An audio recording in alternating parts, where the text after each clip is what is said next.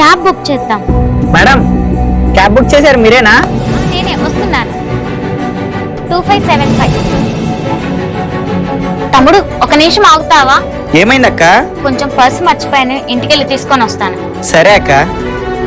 చాలా థ్యాంక్స్ తమ్ముడు. ఎందుకక్క? లేదు, ఇంకెవరైనా అయితే నాకెందుకు లేని రైడ్ క్యాన్సిల్ చేసి వెళ్ళిపోయే వాళ్ళు ఇంతసేపు వెయిట్ చేయరు కదా.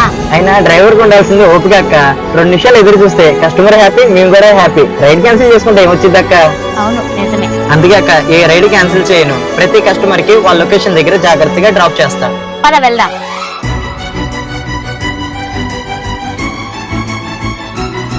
మేడం మీరు పెట్టిన లొకేషన్ వచ్చేసింది. ఎంత? 550 మేడం. ఫోన్ పే చేస్తాను. Thank you ma'am.